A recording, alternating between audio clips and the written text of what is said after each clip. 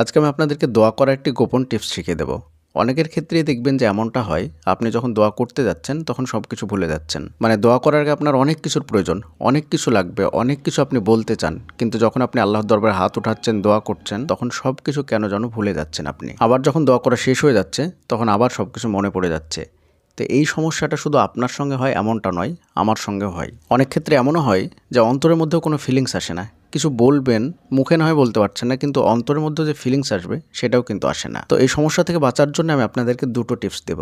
Number 1, কোরআনের মধ্যে একটা দোয়া আছে, সেই দোয়াটা আমরা সকলেই জানি। ছোট্ট এই দোয়াটার মাধ্যমে আপনি দুনিয়া আখেরাত সব কিছু আল্লাহর কাছে চেয়ে নিতে পারেন। আপনার মুখে বলার কোনো প্রয়োজন হবে না।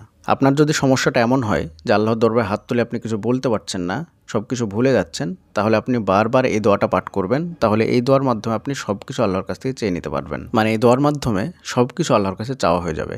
আর সেই দোয়াটা হচ্ছে, রব্বানা আতিনা ফিদ দুনিয়া হাসানাতাম ওয়াফিল আখিরাতে হাসানাতাম ওয়াকিনা আযাবান্নার। হে আমাদের প্রতিপালক, আপনি আমাদেরকে দুনিয়াতে কল্যাণ দিন এবং আখিরাতে কল্যাণ দিন, এবং জাহান্নামের আগুন থেকে আমাদেরকে রক্ষা করুন। যখনই দোয়া করবেন, দোয়ার মধ্যে আপনার যেগুলো মনে আসবে প্রয়োজনীয় জিনিস, সেগুলো আল্লাহকে বলবেন। আর যেটা মনে আসবে না, সেক্ষেত্রে আপনি এই দোয়াটা বারবার পড়বেন। আর দ্বিতীয় টিপসটা হলো, দোয়া করার শুরুতে আপনার যা যা প্রয়োজন সেগুলো আপনি ছোট্ট একটা চিরকুটে লিস্ট করে নেবেন এবং সেটা সঙ্গে রাখবেন।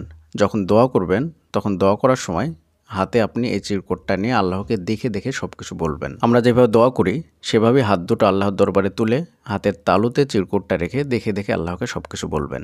আশা করি ইনশাআল্লাহ আপনাদের সমস্ত দোয়াই কবুল হয়ে যাবে। আসসালামু আলাইকুম ওয়া রাহমাতুল্লাহি ওয়া বারাকাতুহু।